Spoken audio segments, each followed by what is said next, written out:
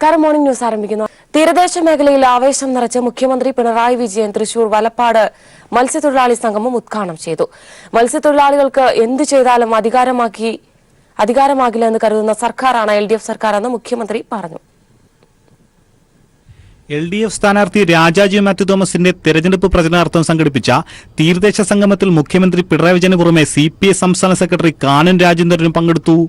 10,000-കണക്കിന് മത്സ്യത്തൊഴിലാളികളാണ് സംഗമത്തിൽ പങ്കെടുത്തത്. പ്രളയസമയത്തെ രക്ഷാപ്രവർത്തനങ്ങൾക്ക് നേതൃത്വം നൽകിയത് മത്സ്യത്തൊഴിലാളികളാണെന്നും അതിനാലാണ് കേരളത്തിന്റെ സ്വന്തം സേനയെന്നും മത്സ്യത്തൊഴിലാളികളെ വിളിക്കപ്പെട്ടതെന്നും സംഗമം ഉദ്ഘാടനം ചെയ്ത മുഖ്യമന്ത്രി പിണറായി വിജയൻ പറഞ്ഞു. കേന്ദ്രം ഭരിക്കുന്ന BJP സർക്കാരിനെതിരെയും BJPയുടെ വർഗീയ നിലപാടുകൾക്ക് കുടപിടിക്കുകയും ചെയ്യുന്ന കോൺഗ്രസിനെതിരെയും കടുത്ത വിമർശനമാണ് മുഖ്യമന്ത്രി ഉയർത്തിയത്. വർഗീയത എതിർക്കാൻ മതനിരപേക്ഷത രംഗത്ത് ഉറച്ചു നിൽക്കാൻ കോൺഗ്രസിന് കഴിയുന്നില്ലെന്നും പഴയ പ്രതാപകാലം അല്ല എന്ന് കോൺഗ്രസിനെന്ന് മുഖ്യമന്ത്രി ഓർമ്മിപ്പിച്ചു. ഈ രാജ്യത്ത് പണ്ട് കോൺഗ്രസ് വലിയ പാർട്ടിയായിരുന്നു, രാജ്യത്താകെ അവരായിരുന്നു, ചോദ്യം ചെയ്യപ്പെടാത്ത ശക്തിയായിരുന്നു. പക്ഷെ അതെല്ലാം പഴയ കാലം, ആ കാലം പോയി. ഇന്ന് കോൺഗ്രസിന് അതിദയനീയമായ അവസ്ഥയാണ്. BJP വിരുദ്ധ സർക്കാരിനെതിരായ ബദൽ സർക്കാരിന് ഏറ്റവും കൂടുതൽ പിന്തുണ നൽകേണ്ടത് കേരളം ആണെന്ന് മുഖ്യമന്ത്രി പിണറായി വിജയൻ ഓർമ്മിപ്പിച്ചു.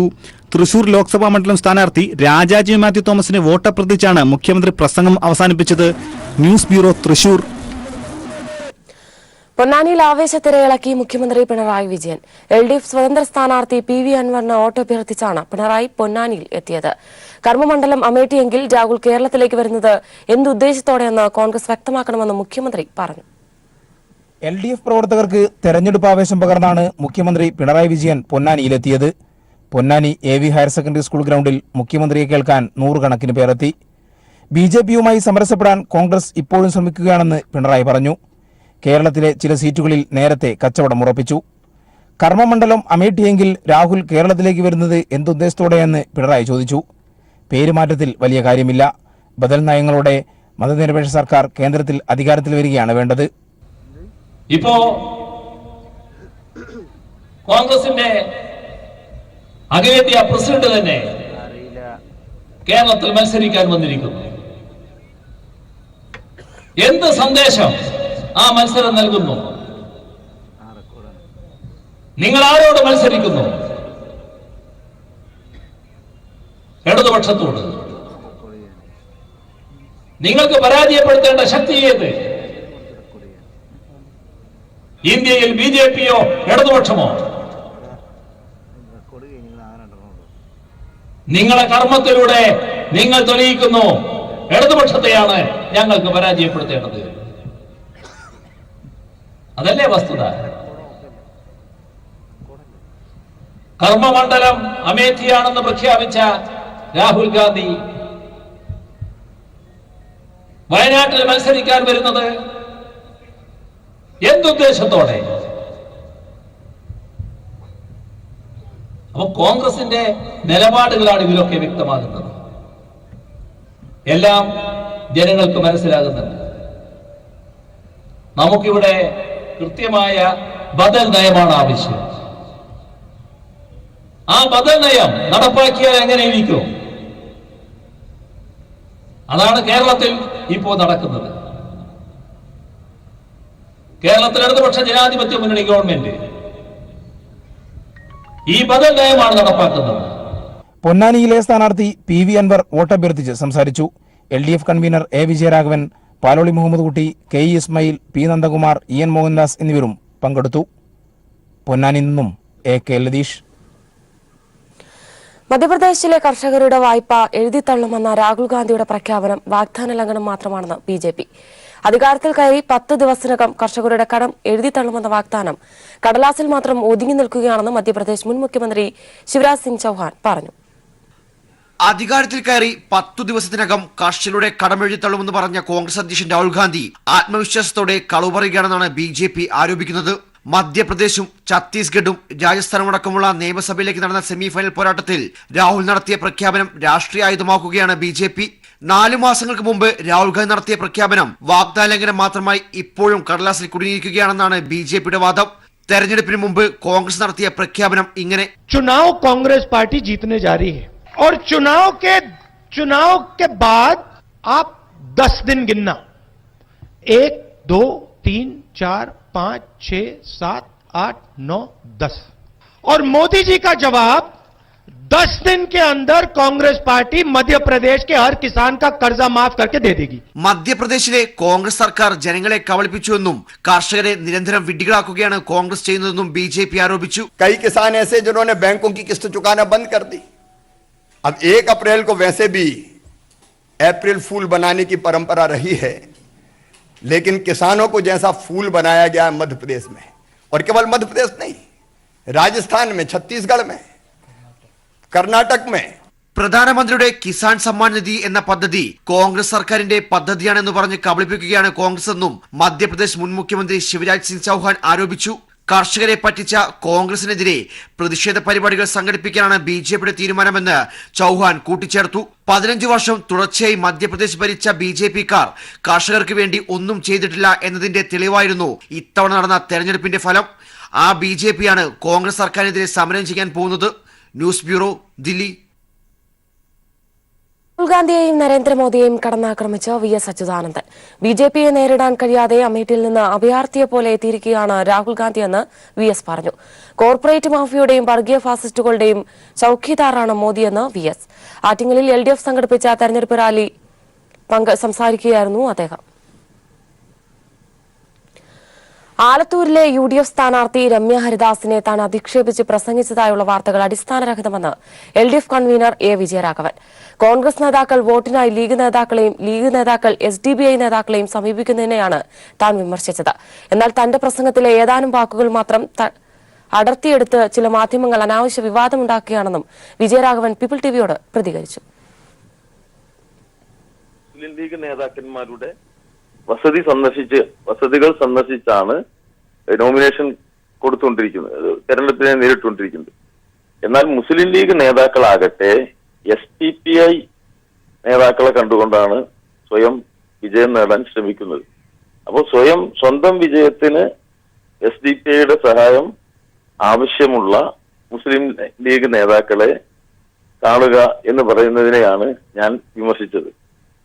സ്വാഭാവികമായിട്ടും കടുത്ത മത്സരം നേരിടുകയും പരാജയ ഭീതിയിൽ എത്തിച്ചേരുകയും ചെയ്യുന്ന മുസ്ലിം ലീഗ് നേതാക്കളെ കാണുക വഴി പ്രത്യേകിച്ചൊന്നും ഇവർക്ക് നേടാനില്ല എന്നുള്ള അർത്ഥത്തിലുള്ള ഒരു സംസാരം മാത്രമാണ് നടത്തിയില്ല. ഏതെങ്കിലും വ്യക്തികളെയോ സ്ഥാനാർത്ഥികളെയോ അധിക്ഷേപിക്കുക എന്നത് അതിന്റെ ഉദ്ദേശമല്ല. വയനാട്ടിൽ രാഹുൽ എത്തുമ്പോൾ ശക്തനായ സ്ഥാനാർത്ഥിയെ നിർത്തുമെന്ന പ്രഖ്യാപനം BJP ഉപേക്ഷിച്ചു. BDJSന് നൽകിയ സീറ്റിൽ തുഷാർ വെള്ളാപ്പള്ളിയാണ് മത്സരിക്കുക. BJP ജില്ലാ ഘടകവും സംസ്ഥാന നേതൃത്വത്തിലെ ഒരു വിഭാഗവും സമ്മർദ്ദമുയർത്തിയെങ്കിലും നടന്നില്ല. രാഹുലിനെതിരെ ശക്തമായ പോരാട്ടത്തിനിറങ്ങാതെ BJP പിൻവലിഞ്ഞത് മണ്ഡലത്തിൽ ചർച്ചയാവുകയാണ്. വയനാട്ടിൽ രാഹുൽ ഗാന്ധിക്കെതിരെ BJP മത്സരിക്കാനുള്ള സാധ്യത തള്ളാനാകില്ലെന്ന് സംസ്ഥാന അധ്യക്ഷൻ PS ശ്രീധരൻപിള്ള പറഞ്ഞിരുന്നു. രാഹുൽ എത്തിയാൽ BJPയിലെ പ്രമുഖരെ മണ്ഡലത്തിലേക്ക് പരിഗണിക്കുകയും ചെയ്തു. വയനാട് ജില്ലാ ഘടകം ശക്തമായി ഇതാവശ്യപ്പെടുകയും ചെയ്തു. രാഹുലിന് എതിരാളിയായി സ്മൃതി ഇറാനിയെയോ മറ്റേതെങ്കിലും ദേശീയ നേതാവിനെയോ കളത്തിലിറക്കാനാണ് BJP തീരുമാനിച്ചത്. ശക്തമായ മത്സരം തന്നെ രാഹുലിനെതിരെ മണ്ഡലത്തിൽ കാഴ്ചവെക്കണമെന്ന് BJP സംസ്ഥാന നേതൃത്വത്തിലെ ഒരു വിഭാഗവും ആവശ്യപ്പെട്ടു. എന്നാൽ ഈ തീരുമാനങ്ങളിൽ നിന്നാണ് BJP ഇപ്പോൾ പിന്മാറിയത്. LDFും UDFുമാണ് വയനാട്ടിലെ പ്രധാന മത്സരം. BJPക്ക് കാര്യമായ സ്വാധീനമില്ലാത്ത മണ്ഡലത്തിൽ ചിഹ്നത്തിൽ മത്സരിച്ചാൽ നാണക്കേടുണ്ടാവുമെന്ന അനുമാനമാണ് പിൻവലിയലിന് കാരണമായി ചൂണ്ടിക്കാണിക്കപ്പെടുന്നത്. രാഹുൽ BJP മത്സരിക്കാത്ത മണ്ഡലത്തിലേക്ക് ഒളിച്ചോടിയെന്ന പ്രചരണം ദേശീയതലത്തിൽ വ്യാപകമാക്കാമെന്നുള്ള കണക്കുകൂട്ടലും നീക്കത്തിനു പിന്നിലുണ്ട്. സ്വന്തം സ്ഥാനാർത്ഥി മത്സരിക്കാത്തത് BJPക്കുള്ളിൽ അഭിപ്രായ ഭിന്നതയ്ക്ക് വഴിവെച്ചു കഴിഞ്ഞു. തീരുമാനം BJPക്ക് വിട്ടിരുന്നുവെന്നും പ്രഖ്യാപനം അമിത്ഷായുടേതാണെന്നുമാണ് BDJS സംസ്ഥാന നേതൃത്വം പറയുന്നത്. എന്താണ് അതിനെക്കുറിച്ച്? ഒരു വാർത്തയും ഉണ്ടായിട്ടില്ല. അതൊക്കെ വാർത്ത ഉണ്ടായിട്ടില്ല. അതൊക്കെ സത്യവില ആവശ്യമുണ്ടായിരുന്നു BJPയുടെ. ഇല്ല, ഇതൊക്കെ ഇങ്ങനെ രാഹുൽജി ഇവിടെ എത്തിയാണെങ്കിൽ തുഷാർജി തന്നെ മത്സരിക്കണമെന്നുള്ള നിർദ്ദേശം BJPയുടെ ഭാഗത്തിൽ നിന്ന് തന്നെയാണ് ഉണ്ടായത്. അല്ല, BDJSന്റെ തീരുമാനമല്ല തുഷാർജി ഇവിടെ മത്സരിക്കുക എന്നുള്ളത്. BJPയുടെ തീരുമാനമാണ്. അത് NDAയുടെ പ്രധാന ഘടകകക്ഷി എന്ന നിലയിൽ അമിത്ഷാജിയുടെ തീരുമാനം. അതെന്തുകൊണ്ടായിരിക്കും അങ്ങനെ ഒരു തീരുമാനത്തിൽ തന്നെ BJPയുടെ ഭാഗത്തുനിന്നുണ്ടാകാൻ കാരണം? അത് വിജയിക്കാൻ പറ്റിയ സ്ഥാനാർത്ഥി എന്താണ് അതിന്റെ സാധ്യതകൾ? എന്ത് സാധ്യതകളാണ് വെച്ചിട്ടാണ്? വലിയ സാധ്യതകളാണ്. ഇന്ന് LDF മുന്നണിയിൽ ആലോചിക്കാതെ വയനാട് സീറ്റ് ഏറ്റെടുത്തേക്കുമെന്ന ശ്രീധരൻപിള്ളയുടെ പ്രസ്താവന BDJSനെ പ്രകോപിപ്പിച്ചിരുന്നു. എന്നാൽ ധാരണകളുടെ അടിസ്ഥാനത്തിൽ സീറ്റ് നൽകാമെന്നറിയിച്ചു. രാഹുൽ വന്നാൽ പിന്മാറാമെന്ന ഉറപ്പിലാണ് BDJS സംസ്ഥാന വൈസ് പ്രസിഡന്റ് കൂടിയായ പൈലി വാത്യാട്ടിനെ സ്ഥാനാർത്ഥിയായി നിർത്തിയത്. News bureau, Wayanad. നികുതി പിരിവിൽ റെക്കോർഡ് സൃഷ്ടിച്ച് തദ്ദേശ സ്വയംഭരണ സ്ഥാപനങ്ങൾ. വാർഷിക ഡിമാൻഡിന്റെ 88% നികുതി പിരിച്ചാണ് പഞ്ചായത്ത് വകുപ്പിന്റെ നേട്ടം. സംസ്ഥാനത്തെ 941 ഗ്രാമപഞ്ചായത്തുകളിൽ 509 പഞ്ചായത്തുകൾ 100% നികുതി പിരിച്ചെടുത്തു. പഞ്ചായത്ത് തലത്തിൽ ആകെ ഡിമാൻഡ് ചെയ്ത 529.79 കോടി രൂപയിൽ 464.64 കോടി രൂപയും പിരിച്ചെടുത്താണ് പഞ്ചായത്ത് വകുപ്പ് ചരിത്രം സൃഷ്ടിച്ചത്. അതായത് 88% നികുതി പിരിവ് വകുപ്പിന്റെ ചരിത്രത്തിലെ ഏറ്റവും ഉയർന്ന നേട്ടമാണ് ഇതിലൂടെ സ്വന്തമാക്കിയത്. സംസ്ഥാനത്തെ 941 ഗ്രാമപഞ്ചായത്തുകളിൽ 509 പഞ്ചായത്തുകളിലും 100% നികുതിയാണ് പിരിച്ചെടുക്കാൻ സാധിച്ചത്. 2017-18 ഇത് 329 ഗ്രാമപഞ്ചായത്തുകളായിരുന്നു. കോർപ്പറേഷനുകളിൽ 96.98% നികുതി പിരിച്ച് തൃശൂർ കോർപ്പറേഷനാണ് ഒന്നാമതായത്. രണ്ടാം സ്ഥാനം തിരുവനന്തപുരവും മൂന്നാം സ്ഥാനം കോഴിക്കോടിനുമാണ്. മുനിസിപ്പാലിറ്റികളിൽ ഏറ്റുമാനൂർ മുനിസിപ്പാലിറ്റി 100% നികുതി പിരിച്ചെടുത്ത് ഒന്നാമതെത്തി. ചേർത്തല, കൊയിലാണ്ടി മുനിസിപ്പാലിറ്റികൾക്കാണ് 2ഉം 3ഉം സ്ഥാനങ്ങൾ. 27 നഗരസഭകളാണ് 90% അധികം നികുതി പിരിച്ചത് എന്നതും ശ്രദ്ധേയം. സർക്കാരിന്റെ നിരന്തരമായ ഇടപെടലുകളും തദ്ദേശ സ്വയംഭരണം, പഞ്ചായത്ത്, നഗരകാര്യ വകുപ്പുകളുടെ ജാഗ്രതയോടുകൂടിയുള്ള പ്രവർത്തനവുമാണ് പ്രളയത്തിനു ശേഷമുണ്ടായ പ്രതിസന്ധികൾക്കിടയിലും പരിമിതികളെ മറികടന്ന് സ്വപ്നതുല്യമായ നേട്ടം കൈവരിക്കാൻ വകുപ്പിന് സാധിച്ചത്. News bureau, Thiruvananthapuram. തിരികെ വാർത്തകളിലേക്ക്. കൊല്ലം ലോക്സഭാ മണ്ഡലം ഇടതുമുന്നണി സ്ഥാനാർത്ഥി KN ബാലഗോപാൽ ചവറയിൽ സ്വീകരണ പരിപാടിയിൽ പങ്കെടുത്ത് വോട്ടഭ്യർത്ഥിച്ചു. വലതുമുന്നണി സ്ഥാനാർത്ഥി NK പ്രേമചന്ദ്രനും BJP സ്ഥാനാർത്ഥി KV സാബുവും പത്രിക സമർപ്പിച്ചു. ചവറയിലായിരുന്നു ഇടതുമുന്നണി സ്ഥാനാർത്ഥി KN ബാലഗോപാലിന്റെ പര്യടനം. ഗ്രാമവീഥികളിലൂടെ സഞ്ചരിച്ച ബാലഗോപാലിന് ഹൃദയപക്ഷം ഉയർത്തി നേരിന്റെ രാഷ്ട്രീയത്തിനുള്ള അംഗീകാരമായി നാട്ടുകാർ സ്വീകരണം നൽകി. UDF BJP രഹസ്യ സഖ്യം നല്ലവരായ വോട്ടർമാർ തിരിച്ചറിയണമെന്നും KN ബാലഗോപാൽ അഭ്യർത്ഥിച്ചു. മതനിരപേക്ഷ ഗവൺമെന്റിനെ കെട്ടിപ്പടുക്കാനും ഇടതുപക്ഷം ശക്തി വർദ്ധിക്കണം. BJP പോലെയുള്ള കക്ഷികളുമായി രഹസ്യവും പരസ്യവുമായി ബന്ധമുണ്ടാക്കിക്കൊണ്ട് വഞ്ചനയുടെ രാഷ്ട്രീയം നടപ്പാക്കുന്ന UDFന്റെ കേരളത്തിലെ അവസ്ഥ ലജ്ജാകരമാണ് എന്നുകൂടി നമ്മുടെ മുന്നിലുള്ള ഒരു വസ്തുതയാണ്. അത്തരമൊരു സാഹചര്യത്തിൽ ഇടതുപക്ഷത്തെ ശക്തിപ്പെടുത്തുവാൻ എല്ലാവരും സജീവമായി ഉണ്ടാവണം. നിങ്ങളുടെ ഒപ്പം ഈ ജില്ലയിലെ ഇടതുപക്ഷ മുന്നണിയുടെ പ്രവർത്തകനായി കഴിഞ്ഞ 30 വർഷത്തിലധികമായി പ്രവർത്തിക്കുന്ന, വിദ്യാർത്ഥിയായിരിക്കുന്ന കാലം മുതൽ ഇടതുപക്ഷത്തിന്റെ പ്രവർത്തകനായി പ്രവർത്തിക്കുന്ന എനിക്ക് ചുറ്റികയറ്റുവാൻ നക്ഷത്ര അടയാളത്തിൽ വോട്ടുകൾ രേഖപ്പെടുത്തി വിജയിപ്പിക്കണമെന്ന് ഒരിക്കൽ കൂടി അഭ്യർത്ഥിക്കുന്നു. വലതുപക്ഷ സ്ഥാനാർത്ഥി NK പ്രേമചന്ദ്രൻ പത്രിക സമർപ്പിച്ചു. UDF നേതാക്കൾക്കൊപ്പം എത്തിയായിരുന്നു നോമിനേഷൻ സമർപ്പണം. BJP സ്ഥാനാർത്ഥി KV സാബുവും ഇന്ന് പത്രിക സമർപ്പിച്ചു. ജില്ലാ വരണാധികാരി S കാർത്തികേയന്റെ മുമ്പാകെയായിരുന്നു ഇരുവരുടെയും പത്രിക സമർപ്പണം. ന്യൂസ് ബ്യൂറോ, കൊല്ലം. കാസർഗോഡ് ലോക്സഭാ മണ്ഡലത്തിൽ വിവിധ മുന്നണികളുടെ നേതാക്കൾ പ്രചരണത്തിന് തുടക്കം കുറിച്ചു. S രാമചന്ദ്രൻപിള്ള, രമേശ് ചെന്നിത്തല, PS ശ്രീധരൻപിള്ള തുടങ്ങിയവർ ജില്ലയിൽ പ്രചരണത്തിനായി എത്തി. LDF സ്ഥാനാർത്ഥി KP സതീഷ് ചന്ദ്രൻ മണ്ഡലത്തിൽ തന്റെ 4ാം വട്ട പ്രചരണത്തിന് കാസർഗോഡ് നിയമസഭാ മണ്ഡലത്തിൽ ആവേശകരമായ തുടക്കം. തെരഞ്ഞെടുപ്പ് പ്രചാരണം കൊഴുപ്പിച്ച് മുന്നണി നേതാക്കളും കാസർഗോഡ് ലോക്സഭാ മണ്ഡലത്തിൽ പര്യടനം ആരംഭിച്ചു. LDFന് വേണ്ടി CPIM പോളിറ്റ് ബ്യൂറോ അംഗം S രാമചന്ദ്രൻപിള്ള മണ്ഡലത്തിൽ 3 കേന്ദ്രങ്ങളിൽ പ്രസംഗിച്ചു. കുണ്ടൻകുഴി, ചെറുവത്തൂർ, കരിവള്ളൂർ എന്നിവിടങ്ങളിലായിരുന്നു അദ്ദേഹം പങ്കെടുത്ത തെരഞ്ഞെടുപ്പ് പൊതുയോഗങ്ങൾ. രാജ്യത്ത് മതനിരപേക്ഷതയും ജനാധിപത്യവും നിലനിൽക്കുവാൻ BJPയെ അധികാരത്തിൽ നിന്ന് പുറത്താക്കണമെന്ന് SRP പറഞ്ഞു. വർഗീയതയോട് സന്ധി ചെയ്യുന്ന കോൺഗ്രസിനെയും UDFനെയും കേരളത്തിൽ തോൽപ്പിക്കണമെന്നും SRP കൂട്ടിച്ചേർത്തു. മതന്യൂനപക്ഷങ്ങളെ കബളിപ്പിക്കാൻ വേണ്ടി മാത്രം കോൺഗ്രസ് ഇത്തരമൊരു കപട നാടകം മത നിരപേക്ഷതയുടെ മുഖാവരണം അണിയാൻ ശ്രമിക്കുന്നത്.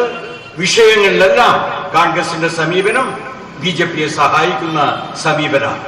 ആ നിലയിൽ നമുക്ക് ആ കോൺഗ്രസിന്റെ നേതൃത്വത്തിലുള്ള UDFനെ തെരഞ്ഞെടുപ്പിൽ പരമാവധി നമുക്ക് പരാജയപ്പെടുത്താനാവണം.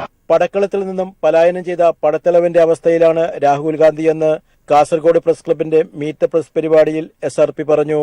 പടക്കളത്തിൽ നിന്ന് ഒളിച്ചോടുകയാണ് രാഹുൽ ഗാന്ധി ചെയ്തിരിക്കുന്നത്. അദ്ദേഹം ഇവിടെ മത്സരിക്കാൻ വന്നിരിക്കുന്നു. ഇവിടെ ഇത് കാണിക്കുന്നത് ഇവിടെ BJPയെ സഹായിക്കുന്ന സമീപനമാണ് ഈ കോൺഗ്രസ് ഉടനീളം സ്വീകരിച്ചിരിക്കുന്നത്. BJPക്കെതിരായ ഒരു ഉറച്ച നിലപാട് വടക്കേ ഇന്ത്യയിൽ എടുക്കാൻ ഈ കോൺഗ്രസിനാവുന്നില്ലേ. LDFന് വേണ്ടി മന്ത്രി ഡോക്ടർ KT ജലീലും വിവിധ കേന്ദ്രങ്ങളിൽ പ്രസംഗിച്ചു. UDFന് വേണ്ടി പ്രതിപക്ഷ നേതാവ് രമേശ് ചെന്നിത്തലയും BJPക്ക് വേണ്ടി സംസ്ഥാന പ്രസിഡന്റ് PS ശ്രീധരൻപിള്ളയും തെരഞ്ഞെടുപ്പ് പ്രചാരണത്തിനെത്തി. UDF BJP സ്ഥാനാർത്ഥികൾ വോട്ടർമാരെ നേരിൽ കണ്ട് അഭ്യർത്ഥന തുടരുകയാണ്. BJP സ്ഥാനാർത്ഥി രവീശ തന്ത്രിക്കുണ്ടാർ നാമനിർദ്ദേശ പത്രിക സമർപ്പിച്ചു. LDF സ്ഥാനാർത്ഥി KP സതീഷ് ചന്ദ്രൻ ഇപ്പോൾ 4ാം വട്ട മണ്ഡല പര്യടനത്തിലാണ്. ഇന്നലെ കാസർഗോഡ് നിയമസഭാ മണ്ഡലത്തിൽ പര്യടനം നടത്തിയ KP സതീഷ് ചന്ദ്രന് ജനങ്ങൾ അത്യുജ്വല സ്വീകരണമാണ് നൽകിയത്. നേതാക്കൾ എത്തിത്തുടങ്ങിയതോടെ കാസർഗോഡ് ലോക്സഭാ മണ്ഡലത്തിൽ പ്രചാരണത്തിന് വീറും വാശിയും വർദ്ധിച്ചു. സംസ്ഥാന ദേശീയ നേതാക്കൾ ഇനിയും വരുവാനുണ്ട്. ഇതോടെ പ്രചാരണ പ്രവർത്തനങ്ങൾ മൂർധന്യത്തിലെത്തും. ക്യാമറാമാൻ ഷൈജു ബിലാത്രയ്ക്കൊപ്പം സണ്ണി ജോസഫ്. വടകര ലോക്സഭാ മണ്ഡലം LDF സ്ഥാനാർത്ഥി P. ജയരാജന്റെ 2ാം ഘട്ട പൊതുപര്യടനത്തിന് ആവേശകരമായ വരവേൽപ്പ്. കോഴിക്കോട് കൊയിലാണ്ടി കേന്ദ്രീകരിച്ച് നടന്ന തെരഞ്ഞെടുപ്പ് പര്യടനത്തിന് അഭിവാദ്യം അർപ്പിക്കാനെത്തിയത് ആയിരങ്ങൾ. അതേസമയം UDF സ്ഥാനാർത്ഥി K. മുരളീധരന്റെ 1ാം ഘട്ട പര്യടനത്തിനും തുടക്കമായി. കുറ്റ്യാടിയിൽ നടന്ന ചടങ്ങ് KPCC പ്രസിഡന്റ് മുല്ലപ്പള്ളി രാമചന്ദ്രൻ ഉദ്ഘാടനം ചെയ്തു.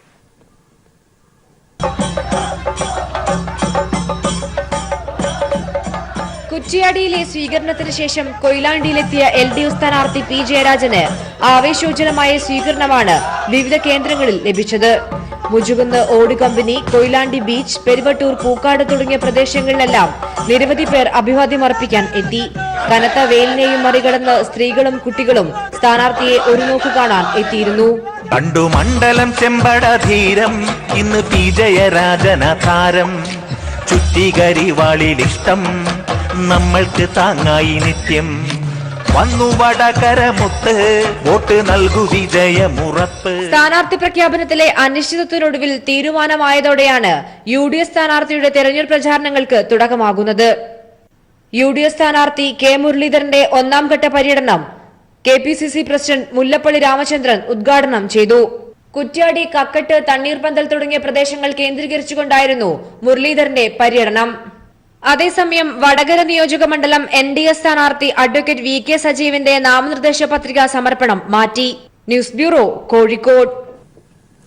കേരളത്തിൽ മത്സരിക്കാനുള്ള രാഹുൽ ഗാന്ധിയുടെ തീരുമാനം അപക്വവും യുക്തി നിരക്കാത്തതെന്നും മലയാള മനോരമയുടെ മുതിർന്ന മാധ്യമ പ്രവർത്തകൻ തോമസ് ഡൊമിനിക്. രാഹുലിന്റെ എതിരാളി ഇടതുപക്ഷമല്ല. രാഹുൽ മത്സരിക്കേണ്ടത് കർണാടകത്തിൽ നിന്നാണ്. ഇടതുപക്ഷത്തിന്റെ പ്രസക്തി പാർലമെന്റിലെ അംഗബലത്തിലല്ലെന്നും തോമസ് ഡൊമിനിക് പറഞ്ഞു. വയനാട്ടിൽ രാഹുലിന്റെ സ്ഥാനാർത്ഥിത്വത്തെ ചൊല്ലി കോൺഗ്രസിനുള്ളിൽ നിന്ന് തന്നെ ഭിന്നതകൾ മറനീക്കി പുറത്തുവരുന്നതിനിടെയാണ് മനോരമയുടെ ഡൽഹിയിലെ മുതിർന്ന മാധ്യമപ്രവർത്തകനായ തോമസ് ഡൊമിനിക്കിന്റെ തുറന്നു പറച്ചിൽ. കേരളത്തിൽ രാഹുൽ ഗാന്ധി മത്സരിക്കാനെടുത്ത തീരുമാനം വളരെ അപക്വമായതാണ്. രാഹുൽ ഗാന്ധിയുടെ എതിരാളി ഇടതുപക്ഷമല്ല. പാർലമെന്റിലെ അംഗബലത്തിന്റെ അടിസ്ഥാനത്തിൽ മാത്രം ഇടതുപക്ഷത്തെ കാണരുതെന്നുമാണ് തോമസ് ഡൊമിനിക്കിന്റെ വാക്കുകളിലുള്ളത്. ഇപ്പോൾ ഇടതുപക്ഷ രാഷ്ട്രീയ പ്രസ്ഥാനങ്ങൾക്ക് കോൺഗ്രസിനും മറ്റു സഖ്യകക്ഷികൾക്കും അവരുടെ ഭാഗത്ത് നോക്കുമ്പോഴുള്ള പ്രസക്തി എന്ന് പറയുന്നത് ഒരു പാർലമെന്ററി ജനാധിപത്യത്തിൽ അവർക്കുള്ള ഇടത്തിന്റെ പേരിൽ മാത്രമുള്ളതല്ല, ഈ സീറ്റുകളുടെ എണ്ണത്തിൽ മാത്രമുള്ളതല്ല. ഇടതുപക്ഷ പ്രസ്ഥാനത്തിന് അതിൻ്റെതായ ഒരിടമുണ്ട് എന്ന് നമുക്ക് രാജ്യത്ത് പല സ്ഥലങ്ങളിൽ സീറ്റിന്റെ എണ്ണം മാറ്റിവെച്ചാൽ തന്നെ കാണാവുന്നതാണ്. അടുത്ത കാലത്ത് ഒരു കാർഷിക പരമ്പര ചെയ്യാനായി വിവിധ സംസ്ഥാനങ്ങൾ സന്ദർശിക്കാനിടയായി. അപ്പോൾ സീറ്റുകളില്ലാത്ത സ്ഥലങ്ങളിൽ, രാഷ്ട്രീയമായി വളരെ ശക്തമല്ലാത്ത സ്ഥലങ്ങളിൽ ഇടതുപക്ഷ പ്രസ്ഥാനം കർഷകരെ സംഘടിപ്പിച്ചുകൊണ്ട് മുന്നോട്ട് വരുന്ന വലിയ മുന്നേറ്റങ്ങൾ ഉണ്ടാക്കുന്ന രീതികൾ കണ്ടിരുന്നു. രാഹുൽ ദക്ഷിണേന്ത്യയിൽ മത്സരിക്കുന്നുണ്ടെങ്കിൽ അത് കർണാടകയിലായിരുന്നു വേണ്ടിയിരുന്നതെന്നും ഈ മുതിർന്ന മാധ്യമ പ്രവർത്തകൻ പറഞ്ഞു വെക്കുന്നു. കോൺഗ്രസ് വന്ന് ഇടതുപക്ഷത്തോട് മത്സരിക്കുന്നത് കേരളത്തിലെ ശക്തിക്ക് വേണ്ടി മത്സരിക്കുന്നത് രാഷ്ട്രീയമായി യുക്തിയാണ് എന്ന് തോന്നുന്നില്ല എന്നാണ് ഞാൻ പറഞ്ഞത്. എന്തായാലും തോമസ് ഡൊമിനിക്കിന്റെ ഈ തുറന്നു പറച്ചിൽ വരും ദിവസങ്ങളിൽ കൂടുതൽ ചർച്ചകൾക്ക് വിധേയമാക്കുമെന്ന് ഉറപ്പാണ്. News desk. രാഷ്ട്രീയ നിലപാട് വ്യക്തമാക്കി യാക്കോബായ സഭ. തെരഞ്ഞെടുപ്പിൽ ഇടതുപക്ഷത്തെ പിന്തുണയ്ക്കുമെന്ന് യാക്കോബായ സഭ അധ്യക്ഷൻ തോമസ് പ്രഥമൻ ബാവ. നീതിക്ക് വേണ്ടി പ്രവർത്തിക്കുന്ന സർക്കാരാണ് ഇടതുപക്ഷ സർക്കാരെന്നും അതിനാലാണ് ഇടതുപക്ഷത്തെ പിന്തുണയ്ക്കുന്നതെന്നും തോമസ് പ്രഥമൻ ബാവ പറഞ്ഞു. ദിവസം ബാക്കി നിൽക്കെയാണ് യാക്കോബായ സഭ നിലപാട് വ്യക്തമാക്കിയത്. ആരുടെയും വ്യക്തി സ്വാതന്ത്ര്യത്തിൽ സഭ ഇടപെടില്ലെങ്കിലും പൊതുവായ തീരുമാനം ഇടതുപക്ഷത്തെ പിന്തുണയ്ക്കുക എന്നതാണെന്ന് യാക്കോബായ സഭ അധ്യക്ഷൻ തോമസ് പ്രഥമൻ ബാവു പറഞ്ഞു. അതിനുള്ള കാരണം അദ്ദേഹം ഇങ്ങനെ വിശദീകരിക്കുന്നു. നീതി നിറവേറ്റപ്പെടുന്നതിൽ ഈ ഗവൺമെന്റ്, ബഹുമാന്യനായ പിണറായി വിജയൻ, അദ്ദേഹത്തിന്റെ ഗവൺമെന്റ് നീതി നടപ്പാക്കുന്നതിന് വേണ്ടി ഞങ്ങളെ സഹായിച്ചിട്ടുണ്ട്. ഇപ്പോഴത്തെ നടപ്പിൽ വരാൻ പോകുന്ന ഇലക്ഷന് ബഹുമാനപ്പെട്ട ഗവൺമെന്റിനോട് ചേർന്നായിരിക്കും ഞങ്ങൾ നിൽക്കുന്നത്. സഭാവിശ്വാസികൾ ആരെങ്കിലും എതിർചേരിയിൽ നിന്ന് ജനവിധി തേടിയാലും യാക്കോബായ സഭയുടെ പിന്തുണ ഇടത് സ്ഥാനാർത്ഥികൾക്കായിരിക്കുമെന്നും തോമസ് പ്രഥമൻ ബാവ പറഞ്ഞു. നേരത്തെ കത്തോലിക്ക സഭയും അവരുടെ രാഷ്ട്രീയ നിലപാട് വ്യക്തമാക്കിയിരുന്നു. മതനിരപേക്ഷതയ്ക്ക് വേണ്ടി പ്രവർത്തിക്കുന്നവരെ അധികാരത്തിലെത്തിക്കുക എന്നതായിരുന്നു അവരുടെ നിലപാട്. അതിനു പിറകെയാണ് യാക്കോബായ സഭയും രാഷ്ട്രീയ നിലപാട് വ്യക്തമാക്കിയിരിക്കുന്നത്. News bureau, Kochi. Attingal parliament മണ്ഡലത്തിലെ സ്ഥാനാർത്ഥി എ സമ്പത്ത് രണ്ടാംഘട്ട പ്രചരണത്തിന്റെ തിരക്കിലാണ്. ജനങ്ങൾ നൽകുന്ന സ്വീകരണങ്ങൾ വലിയ പ്രതീക്ഷയാണ് നൽകുന്നതെന്ന് എ സമ്പത്ത് പറഞ്ഞു. റിനു ശ്രീധർ തയ്യാറാക്കിയ റിപ്പോർട്ടിലേക്ക്.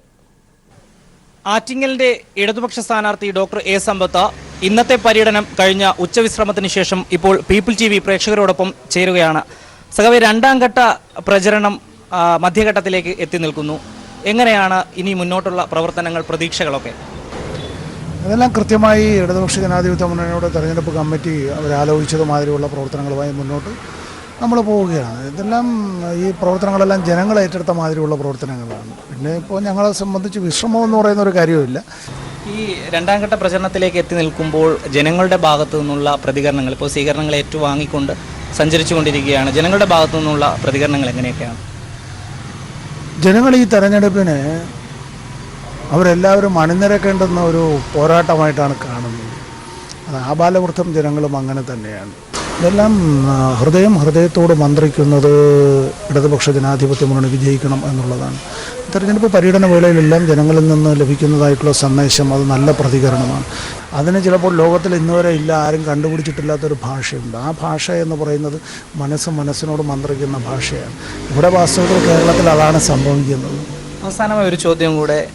ഡോക്ടർ എ സമ്പത്ത് ആറ്റിങ്ങലിൻ്റെ ചുവപ്പ് കോറിയിട്ട മണ്ണിൽ ജനങ്ങളുടെ സമ്പത്ത് തന്നെയാണ്. എങ്ങനെയാണ് അത്തരത്തിലൊരു സമ്പത്താകാൻ വേണ്ടി കഴിഞ്ഞത്? അച്ഛൻ്റെ ആ ഒരു പരിചയ സമ്പന്നതയിൽ നിന്ന് തന്നെയാണോ ഈ ഒരു സമ്പത്താകാൻ വേണ്ടി കഴിഞ്ഞത് എന്നുള്ളത്? ഞങ്ങളിതിപ്പോൾ ഒരു 3-4 തലമുറയായി അത്തരത്തിലുള്ളൊരു ബന്ധം എന്നുള്ളത്. അപ്പോൾ ഇത് ഞങ്ങളുടെ ഒരു CPIM എന്നോ ഇടതുപക്ഷ ജനാധിപത്യ മുന്നണി എന്നുള്ള നിലയിലുള്ള ബന്ധത്തിനപ്പുറമായി ഈ പാർലമെൻറ്റ് മണ്ഡലത്തിലെ ഏതാണ്ട് എല്ലാ പാർട്ടികളിലും പെട്ട വിവിധ രാഷ്ട്രീയ കക്ഷികളിൽ നിലപാടെടുത്ത് തെരഞ്ഞെടുപ്പ് വേളയിൽ അങ്ങനെ നിൽക്കേണ്ടി വരുന്നവരായിട്ടുള്ളവരുണ്ട്. പക്ഷെ അവരുമായിട്ടെല്ലാം ഞങ്ങൾക്കുള്ളൊരു സൗഹൃദമുണ്ട്. അത് നിങ്ങൾ ആറ്റിങ്ങൽ വന്ന് കണ്ടാൽ മാത്രമേ നിങ്ങൾക്ക് മനസ്സിലാവൂ. ആറ്റിങ്ങലിൻ്റെ മനസ്സ് എന്നുള്ളത് ഇന്ത്യക്ക് മാതൃകയാക്കാവുന്നൊരു മനസ്സാണ്. അത് നന്മകൾ നിറഞ്ഞൊരു മനസ്സാണ്, സൗഹൃദത്തിൻ്റെ മനസ്സാണ്, ആതിഥ്യമരുളുന്ന മനസ്സാണ്, ഉറച്ച നിലപാടുകളുള്ള മനസ്സാണ്. അത് ഞങ്ങൾ എപ്പോഴും ആ ഉറച്ച നിലപാട്, ആറ്റിങ്ങലിന് നിറം ചുവപ്പ്, കടും ചുവപ്പ് എന്ന് തന്നെ നിങ്ങൾക്ക് പറയാം പിന്നീടും. തീർച്ചയായും ഈ നിലപാടുകൾ തന്നെയാണ് ഡോക്ടർ എ സമ്പത്തിനെ വ്യത്യസ്തനാക്കുന്നത്. ക്യാമറമാൻ ഷാദിലയ്ക്കൊപ്പം റിനു ശ്രീധർ. ജീവനക്കാരുടെ പ്രൊവിഡന്റ് ഫണ്ട് പെൻഷൻ പദ്ധതിക്ക് എംപ്ലോയീസ് പ്രൊവിഡന്റ് ഫണ്ട് ഓർഗനൈസേഷൻ കൊണ്ടുവന്ന ഭേദഗതികൾ ഹൈക്കോടതി റദ്ദാക്കിയത് സുപ്രീംകോടതി ശരിവച്ചു. 2014 സെപ്റ്റംബറിൽ EPFO കൊണ്ടുവന്ന മുഴുവൻ ഭേദഗതികളും കോടതി തള്ളി. പെൻഷൻ അർഹമായ പരമാവധി ശമ്പളം 15,000 രൂപയാക്കി പരിമിതപ്പെടുത്തിയതും പെൻഷൻ നിർണയത്തിന് 12 മാസത്തിന് പകരം 60 മാസത്തെ ശമ്പള ശരാശരി ആധാരമാക്കിയതും ഇതോടെ അസാധുവായി.